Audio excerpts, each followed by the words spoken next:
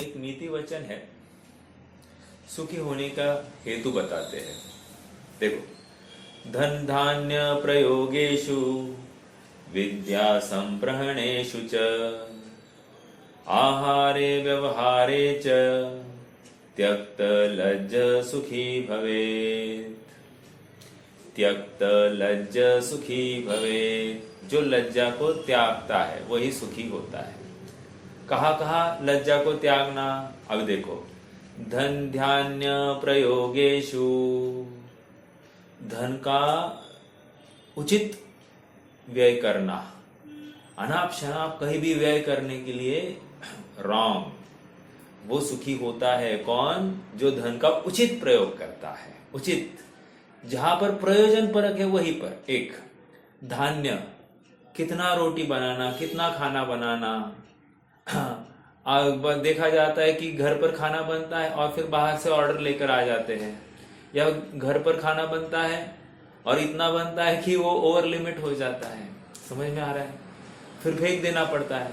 धन धान्य प्रयोगेषु, एक विद्या संप्रहणेषु च। विद्या और संप्रहण, संप्रहण मतलब ग्रहण, ग्रहण मतलब अध्ययन। तो कह रहे विद्या को अर्जन करना और उसका ग्रहण करना, अर्थात अनुकरण करना, ग्रहण। ठीक है, इसमें भी लज्जा होनी नहीं चाहिए। लज्जा क्यों साहब? एक उदाहरण देता हूं। मतलब ये अन्यमतियों के रामायण की बात है। रावण मृत्युशैया पर है और राम ने कहा, लक्ष्मण जाओ उससे कुछ शिक्षा लो।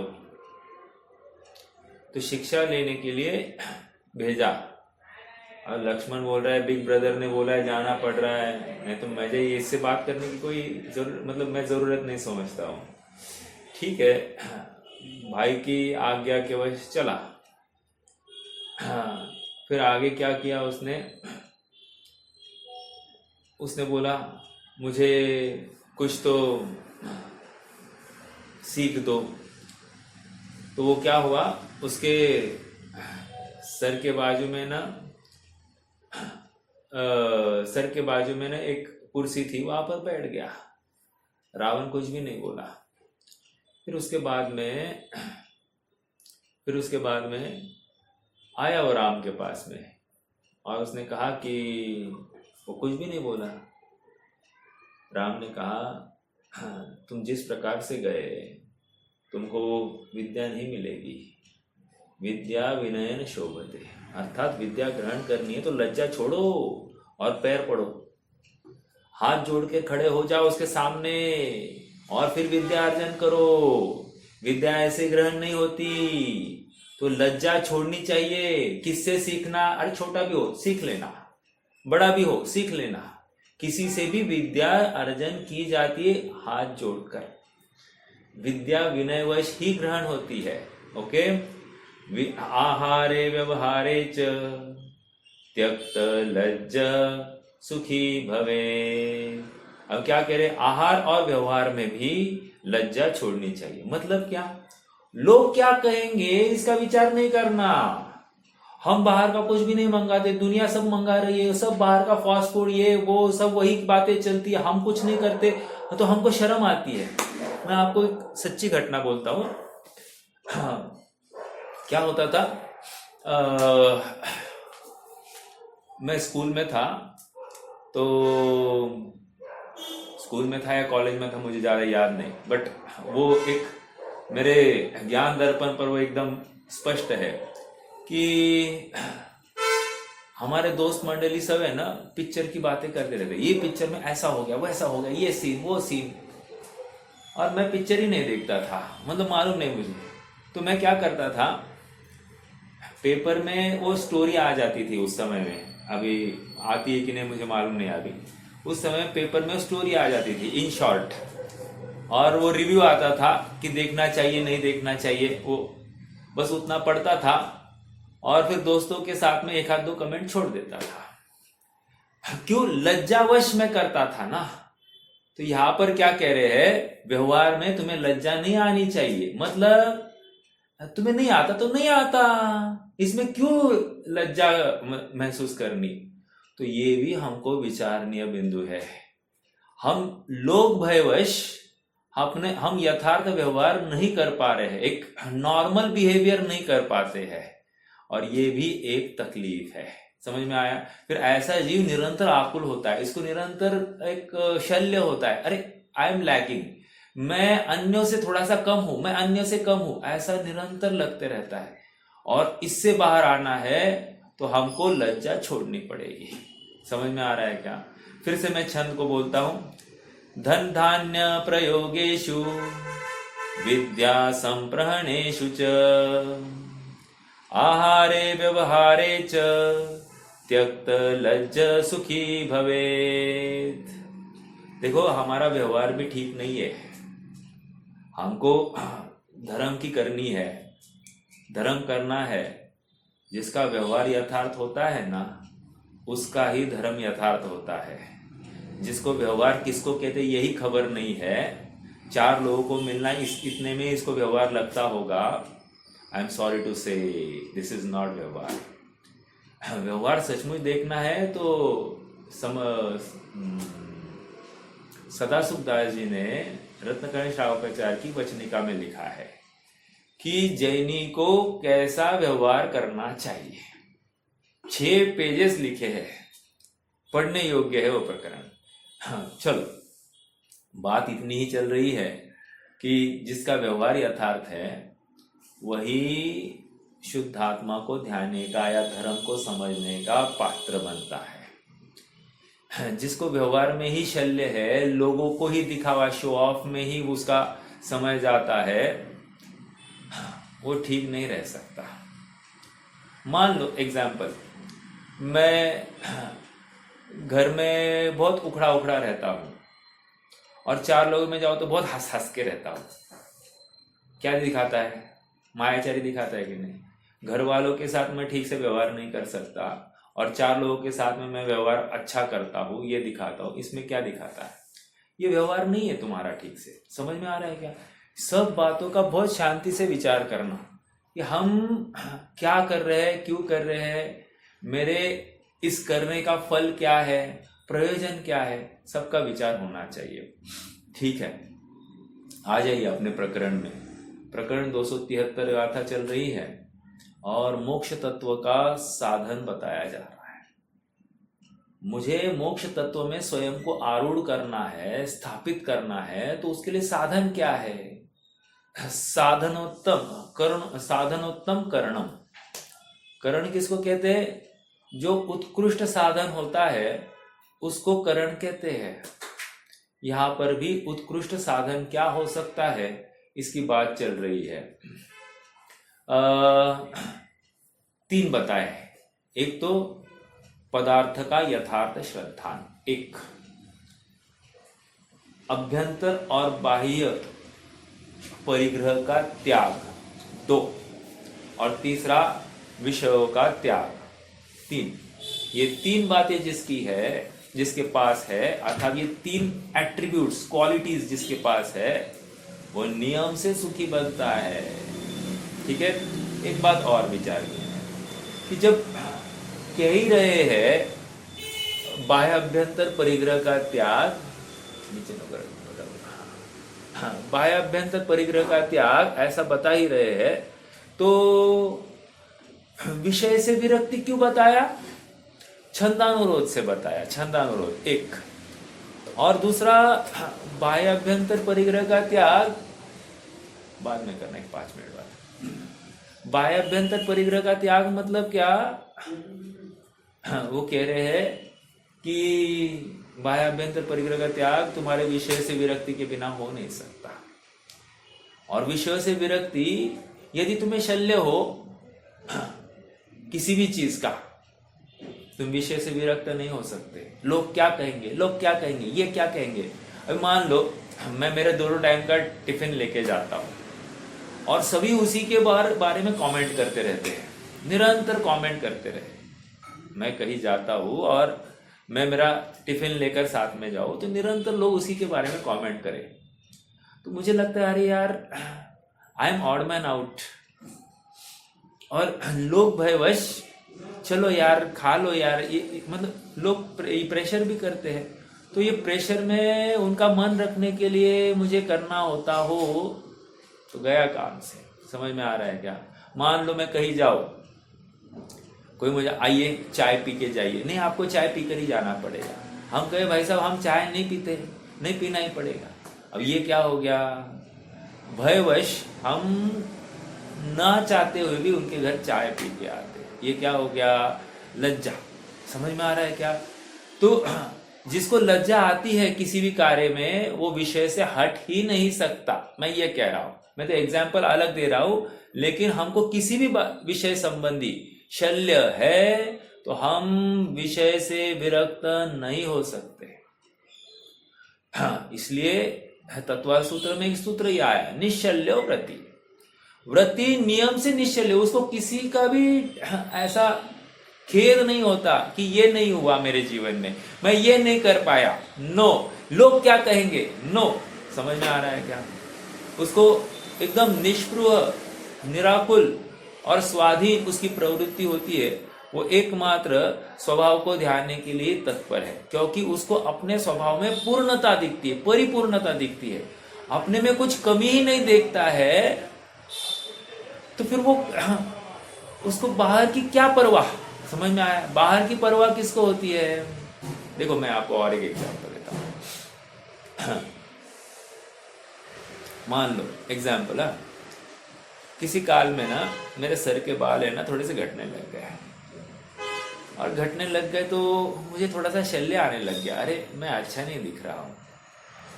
मतलब क्या अच्छा नहीं दिख रहा हूँ? किसके लिए अच्छा दिखना है? प्रश्न तो, सुंदरता तो अंतरंग होती है, लेकिन मैंने बहिरंग सुंदरता को ही सुंदरता मान के मैंने ऐसा विचार किया कि यार लोग क्या कहेंगे। अब इसको लेकर मुझे तकलीफ है, अर्थात यह शल्य है, और इस शल्य के होते हुए मैं बाह्य परिग्रह से भी निवृत्त नहीं होऊंगा, अंतरंग की तो बात ही छोड़ दो। समझ में आ रहा है क्या? तो विषय से विरक्तता तभी होती है जब वो अपने स्वभाव में परिपूर्णता देखे, अपने को आत्मरूप देखता हुआ ही शरीर आदि सभी परसंग का त्याग करता दिखाई देगा। समझ में आ रहा है क्या? ठीक है।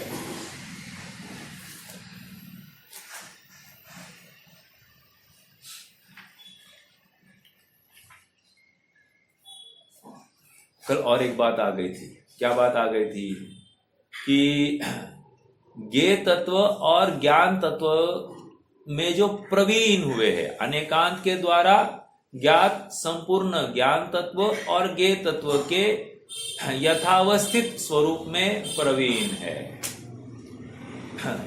एक महत्वपूर्ण शब्द क्या? यथा अवस्थित स्वरूप में प्रवीण है। इसका क्या अर्थ है? कोई खोल सकता है कि इस बात को? यथा अवस्थित स्वरूप में प्रवीण है, प्रवीण छोड़ दी, यथावस्थित स्वरूप।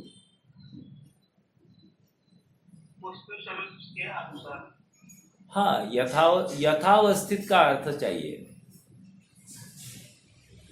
भाई एक्सप्लेनेशन चाहिए मुझे उसमें। हाँ कैसा है वही तो पूछ रहा हूँ।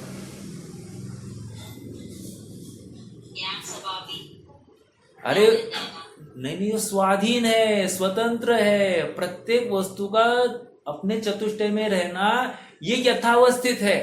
एक वस्तु अपनी मर्यादा का उल्लंघन नहीं करती, ये यथावस्थित है। ये कह रहा हूं, जैसा है वैसा तो मैं समझ रहा हूं, बट वस्तु अपनी मर्यादा का उल्लंघन नहीं करती, ये यथावस्थित है। एक वस्तु दूसरे वस्तु में प्रवेश नहीं करती, ये यथावस्थित है। एक वस्तु दूसरे वस्तु में बाधक नहीं है, ये यथावस्थित है। प्रत्येक वस्तु स्वतंत्र स्वाधीन है, अपने में ही तिष्ठती है, अपने चतुष्टय के बाहर निकलती नहीं है। यही उसकी सुंदरता है। क्या कहा आ गई ये बात? प्रत्येक वस्तु अपने क्या है वो विरुद्ध तथा अविरुद्ध कार्यों के द्वारा जगत का उपकार करती है। ये उसकी सुंदरता है। विरुद्ध तथा अविरुद्ध कार्य मतलब क्या? विरुद्ध कार्य मतलब पर्याय के द्वारा, अविरुद्ध कार्य मतलब गुण के द्वारा वो अपने में ही रहती है, अपने गुण पर्याय को प्राप्त होती है। प्रत्येक वस्तु अपने गुण तथा अपने पर्याय को ही प्राप्त होती है, पर गुण और पर पर्याय को प्राप्त नहीं होती। ये वस्तु की सुंदरता है, ये उसका यथावस्थित स्वरूप है। और ऐसा यथावस्थित स्वरूप जिसको समझ में आया, अब वो क्यों भला दूसरे में आडंगा डालेगा, क्यों दूसरे में प्रवेश करेगा, क्यों दूसरे में क्या नोक झोंक करेगा। समझ में आ रहा है तुम्हारा कैसा है, तुम्हारा कैसा है, तुम्हारा कैसा है। अक्सर लोग होते हैं ना, कुछ काम नहीं रहेगा ना, बस दूसरे के घर पे टपक जाना। पहले ऐसा होता था, अब क्या होता है, अब फोन पर टपक जाते हैं। कुछ नहीं काम तो चलो फोन चालू कर देते हैं। मुझे क्या कहना है, अप्रयोजन परक जितनी भी चेष्टाएं होती है ये जीव को सुखी नहीं करती है। अर्थात वो अपने में कमी देखे बिना वो ऐसी बाह्य चेष्टा कर ही नहीं सकता। इसलिए जगत का स्वरूप देख लिया, यथावस्थित स्वरूप, ठीक है। और ज्ञान तत्व और ज्ञेय तत्व का यथावस्थित स्वरूप, ऐसा ही है ना। एक मिनट, क्या लिखा है यहाँ पर, जो अनेकांत के द्वारा ज्ञान ज्ञात संपूर्ण ज्ञान तत्व और ज्ञेय तत्व के यथावस्थित स्वरूप में प्रवीण है। ज्ञान तत्व और ज्ञेय तत्व का और एक अर्थ समझिए। ज्ञान तत्व मतलब जीव तत्व, मोटा मोटा लगा रहा हूं मैं। ज्ञान तत्व मतलब मेरा जीव तत्व, ठीक है। और ज्ञेय तत्व मतलब अजीव तत्व। ज्ञेय तत्व मतलब अजीव तत्व। मैं ऐसा क्यों कह रहा हूं, वैसे ज्ञेय तो मेरा आत्मा भी है, याद रखना। बट मेरा आत्मा ज्ञेय होते भी उपादेय है, लेकिन पर वस्तुएं, पर आत्माएं या पर वस्तुएं ज्ञेय है लेकिन उपादेय नहीं है। समझ में आ रहा है क्या? इसलिए मेरे ज्ञेय तत्व को भी मैं ज्ञातृ तत्व में ही ले लेता हूं, कोई प्रॉब्लम नहीं। अब क्या किया, ज्ञातृ तत्व और ज्ञेय तत्व में जो प्रवीण हो गया है, ऐसी प्रवीणता जिसको हो गई, अर्थात कोई वस्तु मुझ में प्रवेश करने वाली, ये नक्की हो गया। अब ये क्या करेगा, ये एकमात्र अपने वस्तु का ही अवलंबन लेता है और अपने वस्तु में ही मस्त रहता है। सब आजादी चाहते हैं कि नहीं, सब आजादी चाहते हैं कि नहीं, हाँ आजादी चाहते हैं, राइट। लेकिन आजादी के योग्य कुछ काम ही नहीं करते हैं। मुझे खाना चाहिए, आजादी है पराधीनता है, पराधीनता। मुझे घूमना फिरना चाहिए, आजादी है पराधीनता है, पराधीनता है। मुझे किसी से बात करनी, आजादी है पराधीनता है, पराधीनता है। मुझे कुछ देखना है, आजादी है पराधीनता है, पराधीनता है। और यह आजादी चाह रहा है। अरे पॉसिबल है क्या?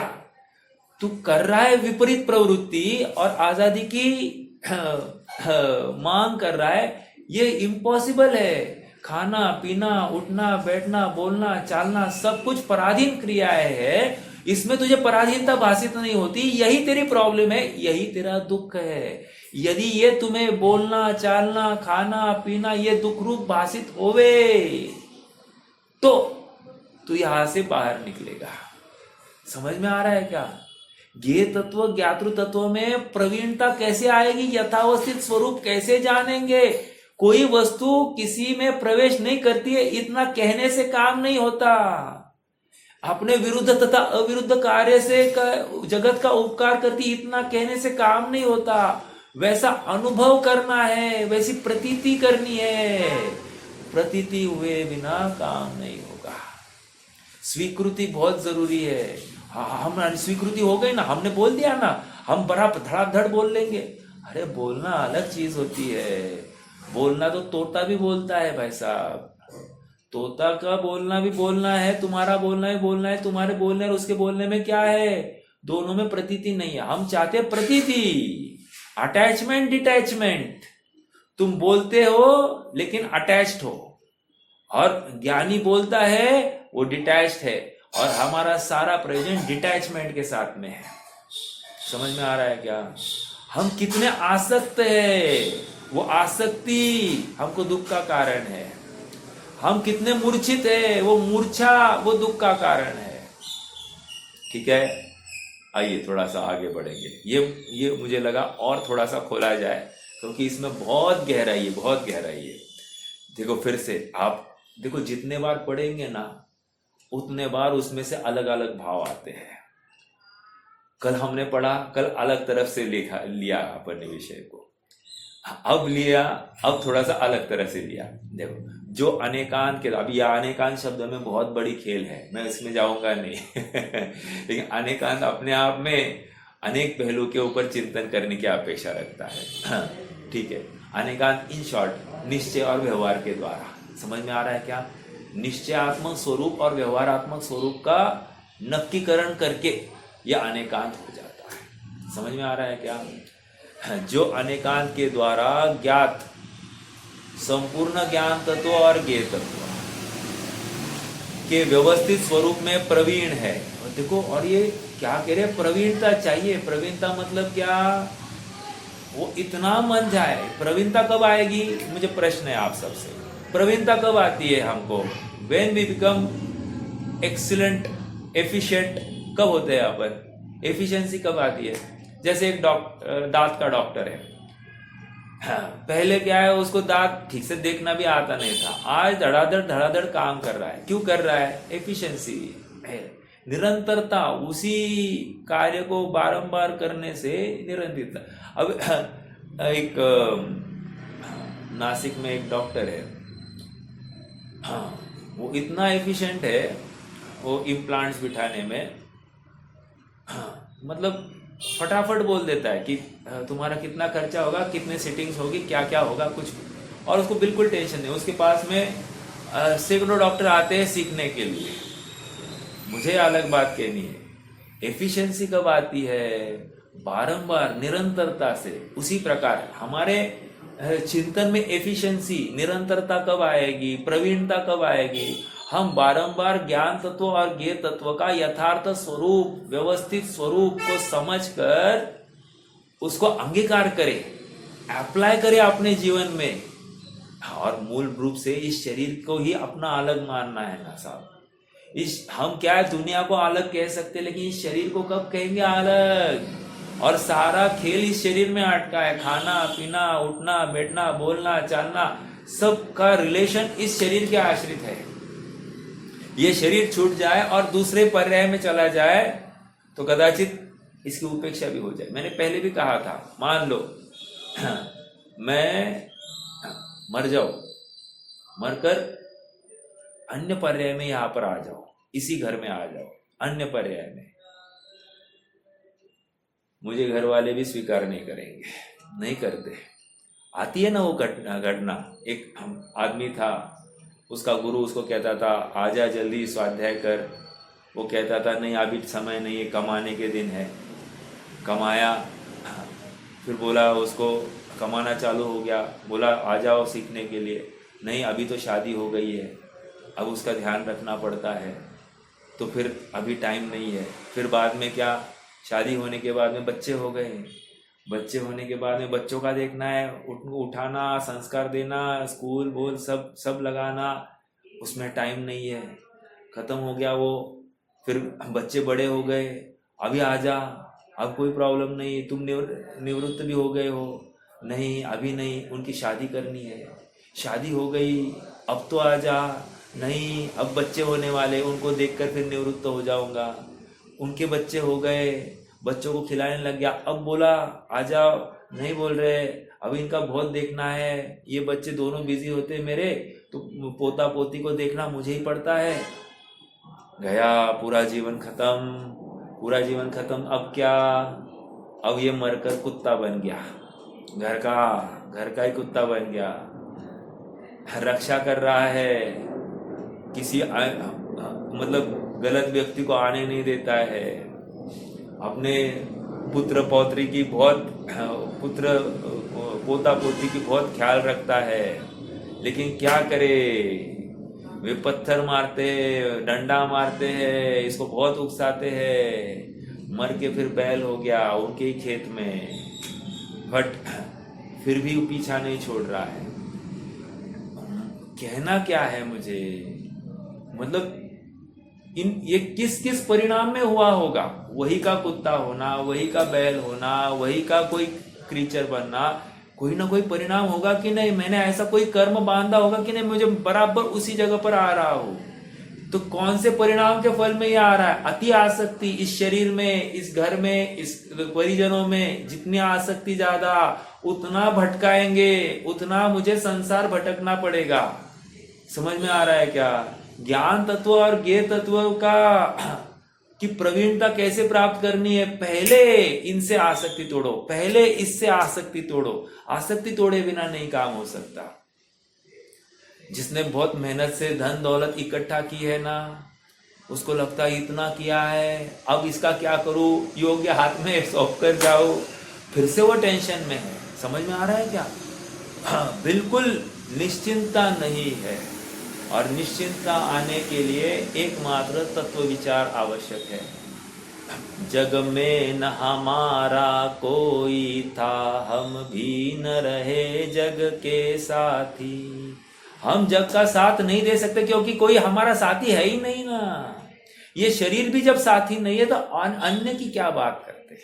ठीक है, देखो आ जाइए, अब आ जाइए आप। जो अनेकांत के द्वारा ज्ञात संपूर्ण ज्ञान तत्व और ज्ञेय तत्व के यथावस्थित स्वरूप में प्रवीण, समस्त बहिरंग और अंतरंग संगति के परित्याग से अंतरंग में प्रकाशमान अनंत शक्ति संपन्न चैतन्य से भास्वर आत्म तत्व के स्वरूप को भिन्न करने वाले ज्ञान तत्व और ज्ञेय तत्व का के माध्यम से तुमने अंतरंग और बहिरंग संगति का परित्याग किया कि नहीं? प्रश्न ये खड़ा किया है। अंतरंग बहिरंग संगति का, बहिरंग का त्याग करना मतलब ये जितने भी मटेरियलिस्टिक थिंग्स है, जितने भी मेरे बिलोंगिंग्स है, जिसको अपना प्रॉपर्टी कार्ड पर मेरा नाम लगता है, सब जहां जहां मेरा नाम लगा है, ये मटेरियलिस्टिक थिंग्स है। ये गाड़ी किसकी? अमुक अमुक श्रीपाल सिंह भी। ये घर किसका? श्रीपाल सिंह भी। ये सोना चांदी किसकी? ये श्रीपाल सिंह भी। तो ये कितने दिन तक चलेगा साहब? कह रहे इन सब का पहले त्याग करो, बहिरंग त्याग। बहिरंग त्याग कदाचित बाद में हो सकता है, बाद में हो सकता है कह रहा हो, क्योंकि पहले उन संबंधी अपनत्व छूटना चाहिए। थोड़ा सा झटका लग गया, झटका लग गया मतलब किसी ने अपने को धोखा दे दिया 2-5 लाख के लिए, छटपटा जाता है। किसी ने अपने को ठगाया, किसी ने अपने को उम्मीद दी मैं तुम्हें मदद करूंगा और मदद नहीं करी, हम छटपटा जाते हैं। क्या है? किसी ने अपनी इच्छा के अनुसार प्रवर्तन नहीं किया, छटपटा जाता है। कह रहे ये अंतरंग आसक्ति, अंतरंग आसक्ति के होते हुए तुम बहिरंग का त्याग नहीं कर सकते। इसलिए कल भी कहा था, विषय छूट जाता है लेकिन विषय की आसक्ति बनी रहती है। उपवास करता है, विषय का मतलब भोजन का त्याग हुआ है, लेकिन भोजन संबंधी आसक्ति वैसी की वैसी बरकरार है। और उपवास का प्रयोजन ही यही था कि निर्णय करना कि मैं अनशन स्वभावी हूं। भोजन करना ये दुख का कारण है, पानी पीना ये दुख का कारण है, अंगड़ाई लेना ये दुख का कारण है। हम मान लो एक पोजीशन में बैठे हैं और वो पोजीशन चेंज करना, वो पोजीशन चेंज करने का विकल्प आना ये दुख का कारण है। समझ में आ रहा है क्या? और वो प्रवृत्ति क्यों कर रहे हैं हम? सुखी होने के लिए। हमने हाथ पैर हिलाए, ये क्या है? सुखी होने के लिए। अब बहुत देर हमने मौन रखा, विचार करना, बहुत देर मौन रखा और हम स्पष्ट देख रहे हैं, अरे मैं बोलूं तो इसका अच्छा हो जाएगा, ये मैं बोलूं तो इसका अच्छा हो जाएगा, ये इसकी गलती यहाँ पर हो रही, इसकी गलती यहाँ पर हो रही, बोलूं तो ये थोड़ा सुधर जाएंगे। निरंतर बोलने का भाव होता है। ये दुख है कि नहीं है? मतलब मैं बोल सकता हूं और मैं बोलूं, ऐसे भाव भी दुख का कारण है। इसलिए मुनिराजों को बोलने का भाव ही नहीं आता, क्योंकि उनमें उसको दुख दिखता है। उनको मैं किसको समझाऊं? जो समझना चाहते हैं हमारी वितराग दशा देखकर समझ जाए ना। समझ में आ रहा है क्या? क्या हमारा रोम रोम मोक्ष मार्ग को दिखाता नहीं है क्या? हमने सब कुछ छोड़ दिया, अब क्या चाहिए? इतना काफी नहीं है क्या? ये उनको भाव आता है। और क्यों मैं अपने शुद्धोपयोग से च्युत होकर इसको समझाऊं? और क्या गारंटी ये समझ जाए? ये नाटक करता होगा तो समझ में आ रहा है क्या? इसलिए क्या, धर्म का लोभी जानकर, कितनी बड़ी बात लिखी, धर्म का लोभी जानकर। लोभी किसको कहते हैं? धन का लोभी, स्त्री पुत्र का लोभी, घर का लोभी, गाड़ी आदि बंगले आदि का, प्रतिष्ठा का, मान का, इन सब का लोभी हो सकता है। बट ये कह रहे धर्म का लोभी जानकर। धर्म का मतलब सत्यार्थ वस्तु स्वरूप जानने की रुचि है, नॉट ओनली वस्तु स्वरूप, सत्यार्थ वस्तु स्वरूप। और सचमुच सुखी होना चाहता है। ये संसार से पीड़ित हुआ है, दुखी हुआ है, निरंतर आकुलित, आक्रांतित हुआ है। समझ में आ रहा है क्या? क्योंकि इसको हर पग पग पर दिखाई दे रहा है, ठोकर दिख रही है, बिट्रेयल दिखाई देता है, अपने जनों से, स्वजनों से बिट्रेयल दिखाई देता है। बिट्रेयल मतलब क्या? उपेक्षा करते हैं अपने घर वाले, अपना बच्चा भी अपनी उपेक्षा करता है कि नहीं? अपने को दो बातें सुनाता है कि नहीं? कहने की बात इतनी है फिर भी हमको ये अच्छे लगते हैं कि नहीं? ये दुख का कारण होते हुए भी अच्छे क्यों? मोह बोल रहा है। यहां पर समझा रहे हैं ये सामने सुखी होने के लिए आया है, अर्थात जगत घर की गृहस्थी के कलह को वो दुख का कारण मान रहा है, ये संसार की परिपाटी को वो दुख का कारण मान रहा है, वो भव परिभ्रमण को दुख का कारण मान रहा है, निरंतर खाना पीना, उठना बैठना, शरीर की व्यवस्था करना दुख का कारण मान रहा है।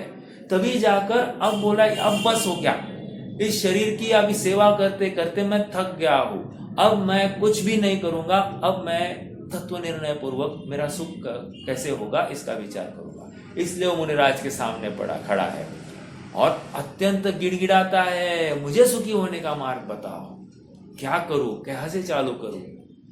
वो प्रार्थना के बल पर फिर मुनिराज बोल देते हैं। समझ में आ रहा है? अब हमको क्या होता है, हमने ऑलरेडी सुन ली है ये बातें, सुखी होने के लिए सब कुछ बहिरंग अभ्यंतर और परिग्रह बहिरंग त्याग करना है, यही बात वो बोलने वाले हैं। नवीन क्या बोलने वाले हैं? लेकिन याद रखना, जो विशेष व्यक्ति होता है, जो अनासक्त व्यक्ति होता है, उसके मुख से आई हुई बात है ना, वो फेल नहीं जाती। क्यों? वाचा सिद्धि होती है उनकी। वाचा सिद्धि मतलब क्या? निमित्त कारण ऐसा बन जाता है कि मुझे उनके प्रति समर्पण भाव आता ही है, उनके कहे के प्रति। वो जैसे कह रहे हैं वैसे मुझे प्रवृत्ति करने का खेद भी नहीं होता है और भय भी नहीं लगता, मैं निशंक रूप से उसमें प्रवृत्ति करता हूं। फिर देखेंगे क्या होगा सो होगा। समझ में आ रहा है क्या? ये होता है। इसलिए साधक जीव के समीप जाने से अपनी भी साधना के अवसर आ जाते हैं। विचार करना मतलब सुखी होना है, बाह्य अभ्यंतर परिग्रह का त्याग करना है। ये परिग्रह अपना है कि नहीं, कब तक साथ आएगा, साथ और कितना इकट्ठा करना है, इकट्ठा करके कहाँ लेके जाऊंगा, किसी और को ही देके जाऊंगा, और जिसको देके जाऊंगा वो पाप में ही प्रवृत्ति करेगा। क्यों मैं उसके आश्रम में अपना और अधिक बढ़ाऊं? समझ में आ रहा है क्या? अगर कुछ शिक्षा दे सकते, अगर परिग्रह भी देना है ना, योग्य बालक को देना। वो किसका आता है? वादिराज मुनिराज की आती है ना, छोड़े 14 रत्न नवो निधि, अरि छोड़े संग साथी, इत्यादिक संपत्ति बहु तेरी, जीर्ण तृण सम त्यागी, होय निशल्य अनेक नृपति संग, वसन भूषण उतारे। क्या है वह? नियोगी सुत को राज्य दियो बड़भागी। मतलब क्या? योग्य सुत को, योग्य का अर्थ मालूम है? योग्य का मात्र राज्य चलाने में प्रवीण ये नहीं कह रहे हैं, जो इस धन संपत्ति का यथार्थ प्रयोग करेगा, उसको गलत जगह पर उसका उपयोग ही नहीं करेगा, स्वच्छंदता स्वैराचार में नहीं लगाएगा। आज क्या हो रहा है, आज अपना पैसा अपन ने जो मेहनत से कमाया है, अपने बच्चे कैसे कर रहे हैं। हम मान लो साइकिल पे चलते होंगे, हम पैदल जाते होंगे यहाँ से वहां, बच्चा गाड़ी टुर गाड़ी चाहिए उसको, कम ज्यादा कुछ नहीं तो इलेक्ट्रिक गाड़ी दो साहब। हम अपनी संपत्ति किसके अधीन करके जाने वाले, वो योग्य है कि नहीं, इसका भी परीक्षण हमको करना है। अगर अयोग्य के हाथ में पूरी सत्ता दे दी, पूरी संपत्ति दे दी, जितना हाहाकार मचाएगा, जितना स्वैराचार होगा, सारी तकलीफ तुम्हारे माथे होगी। तुम तो यहां से निकल जाओगे, लेकिन आश्रय निरंतर तुम्हारे माथे। समझ में आ रहा है क्या? क्योंकि तुमने योग्य व्यक्ति के हाथ में नहीं दी थी। तो योग्य के हाथ में देना, ये जिम्मेदारी कितनी बड़ी है, और उसको योग्य बनाना, वो जिम्मेदारी कितनी बड़ी थी। उसको समझ देना कि भाई जीवन कैसा है और इस पैसे का अपव्यय कैसे किया जाता है। तुमने उसको होटलिंग सिखाया, तुमने उसको घूमना फिरना सिखाया, तुमने स्वच्छंदी होना सिखाया, तुमने उसको बहुत सारे कपड़े लेना सिखाया तुमने, लेकिन उसको न्याय नीति नहीं सिखाई, तुमने उसको जैन धर्म नहीं सिखाया, तुमने उसको एक श्रावक के 8 मूलगिन क्या होते वो नहीं सिखाया, तुमने उसको सप्त व्यसन का त्याग नहीं सिखाया, तुमने उसको आरंभ का त्याग नहीं सिखाया, तुमने अनर्थ दंड क्या होता है ये नहीं समझाया। समझ में आ रहा है क्या? कितनी स्वच्छंदता में हम उनको, और किस नाम पर, कंफर्ट देने के नाम पर हम उनको कुछ भी धक्का नहीं देना चाहते। घर की एक सादी रोटी सब्जी भी हम उनको पकाने नहीं देते हैं। बेटा तुम अभ्यास करो, तुम पढ़ाई करो, हम उनको चौके में भी नहीं आने देते, उनके कपड़े भी वो नहीं धो सकते, उनके बर्तन भी वो मांज नहीं सकते। इतने पराधीन हो गए हैं अपने बच्चे, और हम कैसे अपेक्षा रखते कि हम वे सुखी हो जाएंगे। नहीं हो सकते सुखी। लिख लो इस बात को, लिख लो, आज के आज लिख लो कि अपने बच्चे अगर ये सब करना नहीं जानते, ये नियम से दुखी होने वाले हैं। अपने बच्चे छोड़ो, हम भी स्वयं अगर हमारे ये काम करने में असमर्थ है, हमारे 4 जनों की फैमिली में हम रोटियां अगर अन्यों से बंटवा कर लेते हैं, बनवा कर लेते हैं, समझ लेना हमारी मति अव्यवस्थित है। समझ में आ रहा है क्या? अगर हम इतना भी नहीं कर रहे हैं, हम जैनत्व को अंगीकार नहीं कर सकते। ये भगवान की वाणी हमारे अंतस में प्रवेश कर ही नहीं सकती। समझ में आ रहा है? लोग दान देते हैं, मंदिर बनवाते, सब बनवाते, और उनके घर पर सब हालत खराब है। 2 पैसा कम कमाना, लेकिन सब व्यवस्थित अपने अपने हाथ से होना, पराधीनता नहीं होवे। पराधीनता में बहुत दुख है, याद रखना। चलो आगे बढ़ते हैं। हाँ, कहा थी बात, ये बहिरंग और अंतरंग त्याग करने की प्रेरणा दी जा रही थी। वो किस, अपनी माइंडसेट व्यवस्थित होगा तो ही अंतरंग से वो आसक्ति हटेगी। अंतरंग से आसक्ति हटे बिना बहिरंग में छूटता ही नहीं है। ठीक है? हाँ, एक प्रकरण आया था ना मायाचारी का प्रकरण आया। वहां पर डॉक्टर साहब ने एक उदाहरण दिया, क्या कि मन में होए जो वचन उचरिए, और वचन होए सो नहीं, सॉरी, मन में होए सो तन सो करिए, तन सो होए वो सो वचन करिए। क्या वो एक है, वचन में होए सो तन सो करिए, ऐसा कुछ है। कहने की बात इतनी है कि जीव वचन तो एकदम ओके बोल देता है, लेकिन मन में बहुत तकलीफदायक है। वचन बोल देता है, लेकिन तन की क्रिया, शारीरिक क्रिया भी अलग है। ऐसा भी होता है कि नहीं? तो ये मायाचारी कह रहे हैं। तो फिर क्या करना? तो वहां पर उदाहरण दिया। उदाहरण ऐसे दिया कि गुजरात में शराबबंदी हो गई, ठीक है? तो गुजरात में कोई खुलेआम शराब नहीं बिकेगी। फिर भी ऐसा होने लग गया कि लोग छुप छुप कर तो शराब पी रहे हैं। तो क्या हो गया, गवर्नमेंट ने बोला अरे ये तो शराब पी रहे, इसके ऊपर उपाय क्या, हम लोगों को फाइन देंगे। फिर दूसरे मंत्री ने कहा लोगों की क्या तकलीफ है, उनको खुलेआम मिल रही दुकान में, दुकान वाले बेचते इसलिए ये लेते हैं, तो दुकानें बंद करनी चाहिए। लेकिन फिर अगले दूसरे मंत्री ने कहा अरे दुकान बंद करने से काम थोड़ी चलेगा, लोग अन्य और कोई रास्ता ढूंढ लेंगे, दुकानें नहीं फैक्ट्रियां बंद करनी पड़ेगी, जिस फैक्ट्री में वो उत्पन्न होती है शराब वहां पर बंद करनी पड़ेगी।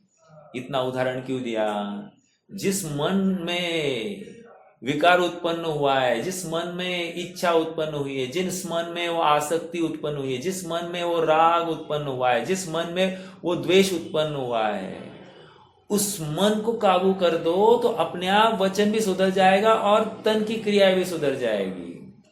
लेकिन वो मन ही बेकाबू हुआ है तो काम नहीं होगा। समझ में आ रहा है क्या? देखो, मन के मते न चलिए, मन के मते अनेक, जो मन पर असवार है सो साधु कोई एक। क्या कह रहे हैं मालूम है?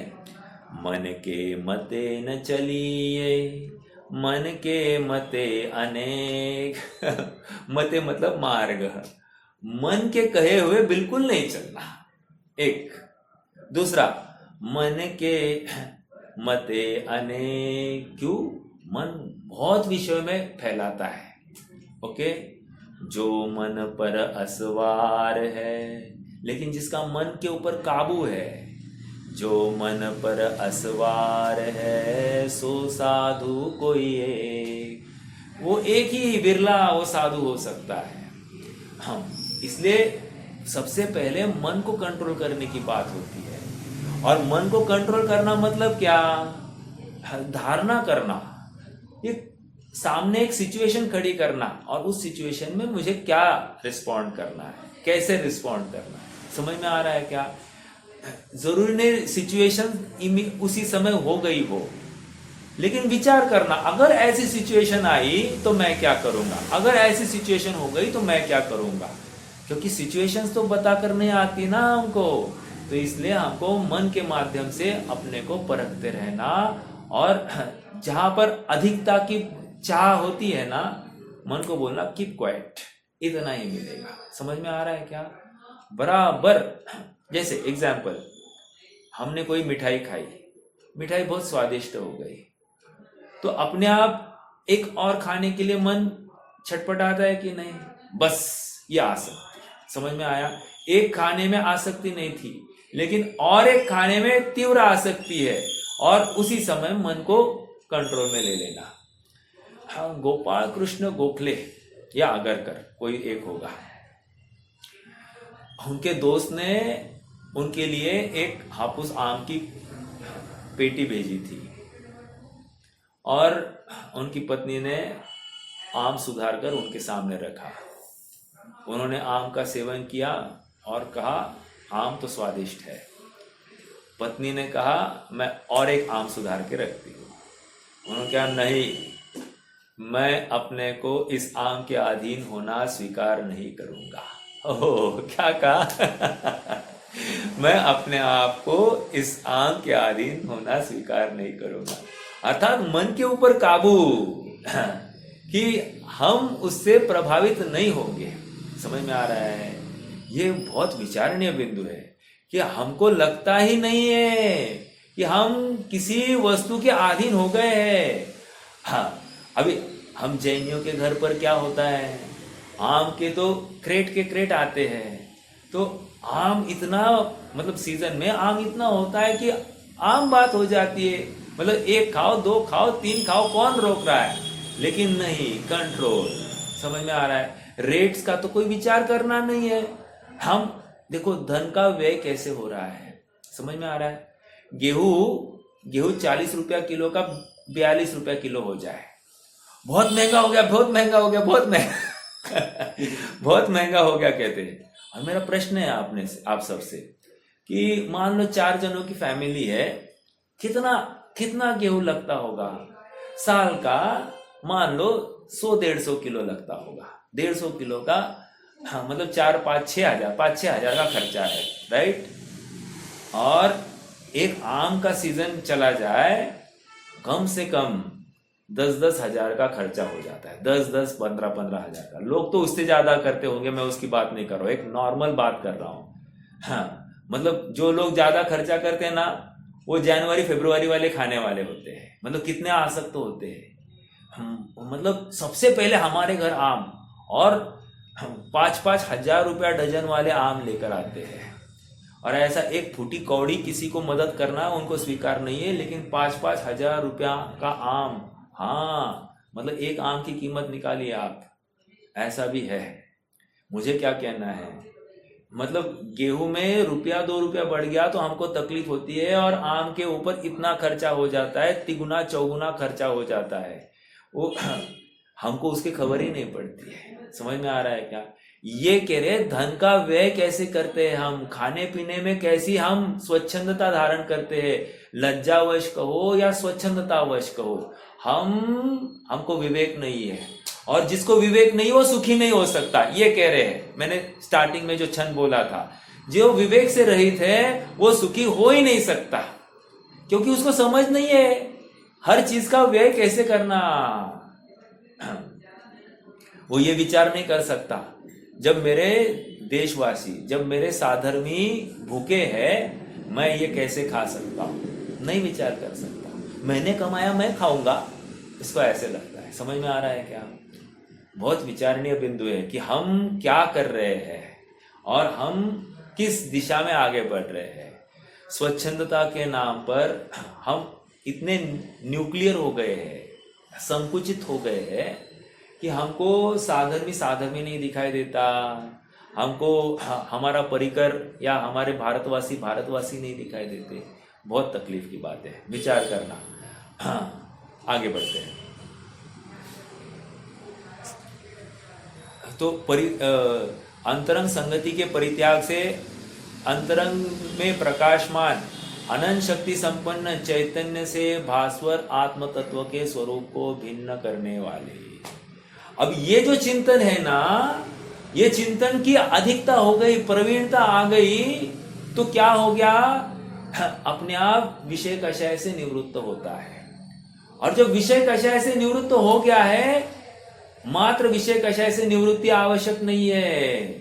विषय कषय से निवृत्त होने के बाद में उपयोग को कहीं न कहीं लगाना जरूरी है। और यदि वो उपयोग आत्म तत्व के स्वरूप को अन्यों से भिन्न करने वाला ऐसा नहीं देखता हो, इस शरीर से, इस स्त्री पुत्र आदि से, घर मकान आदि से, गाड़ी बंगला आदि से, संपत्ति आदि से वो पृथक नहीं करता हो, समझ लेना कि अभी तक काम हुआ नहीं है। और यदि पृथकत्व होने पर उसका निशानी क्या होती है? आसक्ति मिट जाती है, आकुलता मिट जाती है, भव परिभ्रमण का भय अब घटने लगता है, भव परिभ्रमण का भय लगता ही नहीं है, विषय कषय अपील करते नहीं है, आत्मा ही निरंतर आनंद का कारण लगता है और आत्मा में प्रवृत्ति ही इसको उपादेय लगती है। समझ में आ रहा है क्या? तो आत्म तत्व के स्वरूप को भिन्न करने वाले, अब आत्म तत्व का स्वरूप क्या है? ज्ञातृ तत्व प्लस निज ज्ञेय तत्व। क्या कहा? आत्म तत्व का स्वरूप क्या है? ज्ञातृ तत्व, जानना, देखना और जानने में, स्व भी जानने में आया, पर तो जानने में आता ही था आज तक, लेकिन स्व भी जानने में आ रहा है। एक सूत्र है परीक्षा मुक्त सूत्र में, दूसरे अध्याय में है। हाँ, क्या है वो? घटम अहम आत्मना वेदति कर्मवत कृते कर्म क्रिया प्रतीते। ये 2 सूत्र है। हाँ, क्या कह रहे हैं? मैंने ज्ञान के द्वारा घट को जाना, ठीक है, इतनी सी एक सेंटेंस है। मतलब क्या? इसमें कर्ता कर्म एक साथ चार चीजें हो गई है। क्या क्या हो गया है? मैंने मतलब कर्ता, घट को जाना, घट ये कर्म, घट को जानने की क्रिया वो कर्म, सॉरी वो क्रिया, कर्ता कर्म क्रिया,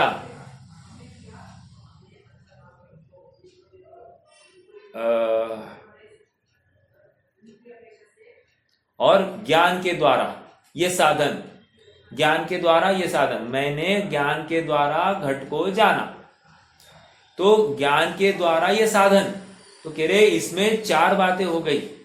समझ में आया? कर्ता कर्म क्रिया और साधन। क्या कहना चाह रहे हैं कि इसमें जो साधन था वो मेरा ज्ञान था, जानने में जो साधन था वो मेरा ज्ञान था। भले कोई चीज जानने में आ गई, वो गे जानने में आया, लेकिन वो मेरा, उसमें साधन मेरा ज्ञान था। एक एग्जाम्पल और देता हूं, मैंने पहले भी दिया था। मान लो किसी का आंख का ऑपरेशन हो गया, आंख का ऑपरेशन हो गया, तो उस समय में पट्टी खोलने के बाद में डॉक्टर कहता है कि धीरे धीरे आंख खोलो। धीरे धीरे आंख खोली, सामने एक सुअर है, तो उसको पूछा जाए तुम्हें दिखाई दे रहा है क्या? हाँ हाँ दिखाई दे रहा है। दिखाई दे रहा है, क्या दिखाई दे रहा है? सुअर दिखाई दे रहा है। परीक्षा किसकी हो गई?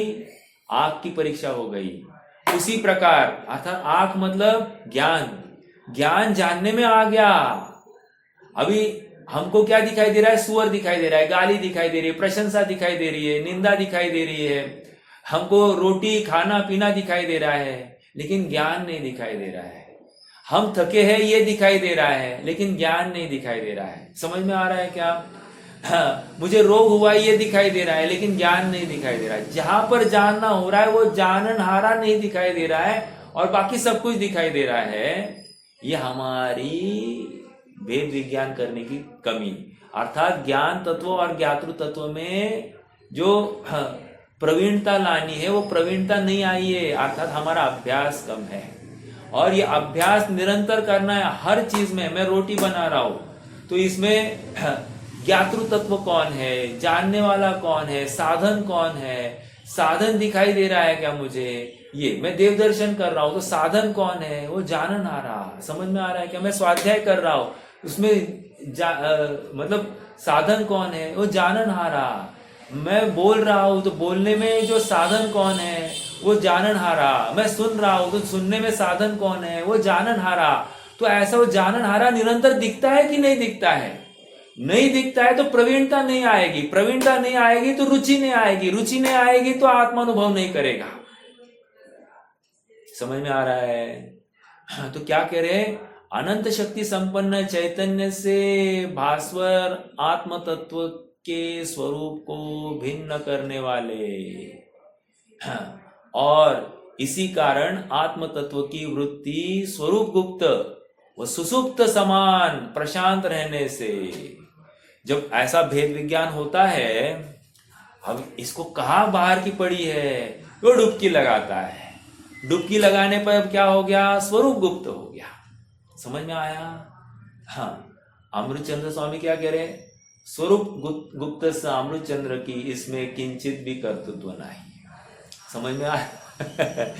अलम अलम अलम अति प्रलापेन, स्वरूप गुप्त से अमृत चंद्र का इसमें कुछ भी कर्तृत्व नहीं। वो आत्मख्याति टीका लिखने के बाद में कह रहे हैं ऐसा। और तीसरे कलश में क्या कह रहे हैं? मैं ये टीका लिख रहा हूं। तीसरे कलश में कह रहे हैं मैं ये टीका लिख रहा हूं। और 274-75वां कलश होगा, वहां कह रहे हैं कि नहीं नहीं मैंने कलश नहीं लिखा। इसमें मेरा कुछ भी कर्तृत्व नहीं है, यह स्वयं कार्य हो गया है। ओ, अब आप पहले बोले थे वो सही था या अब बोल रहे वो सही है? सुनो, पहले बोले थे वहां पर भाव आत्मानुभव का ही था, वहां पर भी अकर्ता भाव था, और अभी भी बोल रहे हैं होने के पश्चात तो भी अकर्ता भाव की ही सिद्धि के लिए कर रहे हैं। ठीक है, हमको भी ये रोटी मैंने नहीं बनाई, बोलो तो सही। हाँ, मतलब मैंने भोजन नहीं किया, ऐसा बोल सकते हैं क्या अपन? और भोजन नहीं किया, झूठ बोल रहा है, ऐसा कह रहे? नहीं नहीं नहीं, अपेक्षा, अभिप्राय समझना है यहाँ पर, ठीक है। तो आत्म तत्व के स्वरूप को भिन्न करने वाले और इसी कारण आत्म तत्व की वृत्ति स्वरूप गुप्त व सुसुप्त समान प्रशांत रहने से, प्रकृष्ट रूप से शांत है, प्रशांत रहने से विषयों में किंचित भी आसक्ति को प्राप्त नहीं होती। हाँ, प्रशांत हो गई, स्वभाव में लीन हो गई तो विषय में कैसे जाएगा साहब? एक समय में एक ही काम होगा, या तो बाहर या तो अंदर। समझ में आ रहा है? बाहर भी अंदर भी ये केवल ज्ञान दशा है। बाहर भी अंदर भी मतलब जानना, बाहर भी जानना अंदर भी जानना, ये केवल ज्ञान दशा है। लेकिन यहाँ पर या तो अंदर का जानेगा या तो बाहर का जानेगा, ठीक है। जब मान लो कोई गे ज्ञान दर्पण पर झलका और उसमें मैंने मेरा ज्ञान स्वभाव देखा, तो अब वो मुझे विषय दिखेगा क्या, या विषय संबंधी आसक्ति होगी क्या? भले ही जानने में आया है लेकिन आसक्ति नहीं है। समझ में आया? फिर रुचि कहाँ झुकी है? अपने ज्ञान स्वभाव में झुकी है। तो ज्ञान स्वभाव में झुकने पर क्या होगा?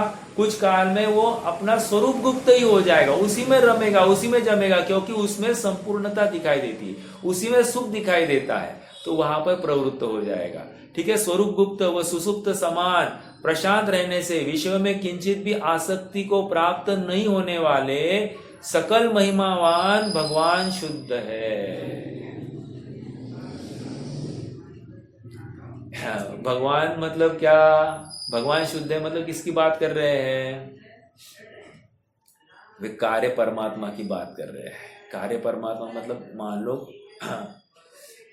केवल ज्ञान भी ले लो और भावी नैगम्य से ये साधक जो सातवें गुण स्थान में जीव है उनको भी ले लो, कोई प्रॉब्लम नहीं। क्यों? वे कालांतर में प्राप्त करने वाले, इसलिए वे भगवान शुद्ध है। भगवान शुद्ध है कहने का अर्थ क्या है?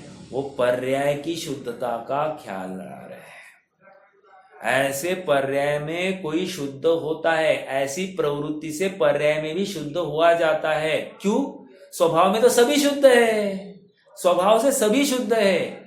जो निगोद में सो ही मुझ में, सो ही मोक्ष मंझार। क्या है? निगोद से लेकर वर्तमान मेरी अवस्था से में और अवस्था से लेकर मोक्ष अवस्था तक वही है, चेंज नहीं है। तो स्वभाव से शुद्ध ही है, बट पर्याय से शुद्ध होता है, ये पर्याय से शुद्ध दिखाया जा रहा है।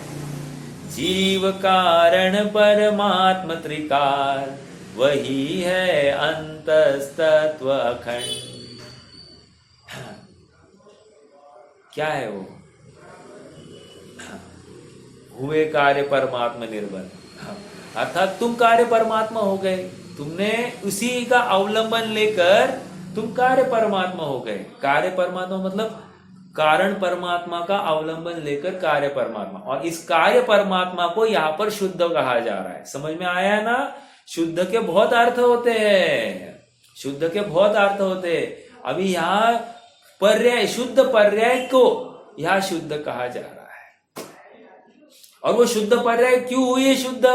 क्योंकि उसने शुद्ध वस्तु का अवलंबन लिया है। समझ में आ रहा है? तो वो शुद्ध वस्तु जो है वो भी शुद्ध कही जाती है। समझ में आ रहा है?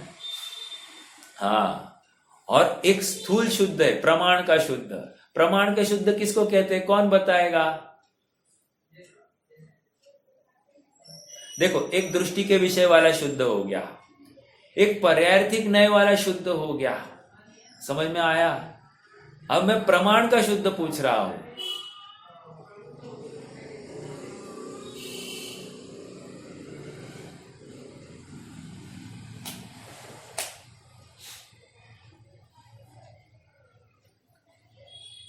आठवें नए से जो बोलते वो, अरे नहीं नहीं नहीं नहीं, वो तो नए से ही बोल रहे हैं ना, मैं प्रमाण से पूछ रहा हूं ना। नए से आठवें नए से बोला ना, दृष्टि वाला शुद्ध हो गया वो तो कह दिया मैंने। प्रमाण का शुद्ध पूछ रहा हूं। अच्छा, प्रमाण का भी शुद्ध होता है हाँ, प्रमाण का भी शुद्ध होता है नहीं बताएंगे कोई?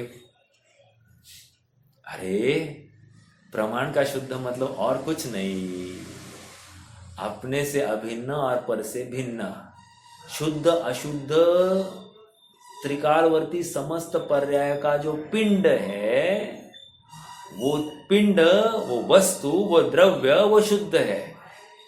उस द्रव्य को भी शुद्ध कहते हैं। क्या कहा फिर से? प्रमाण का शुद्ध मतलब क्या?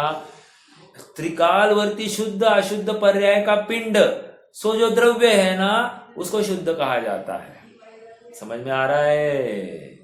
ये भी एक शुद्ध है। शुद्ध कितने हैं? एक पर्याय वाला शुद्ध, एक स्वभाव 8वें नए वाला शुद्ध, और एक प्रमाण का शुद्ध।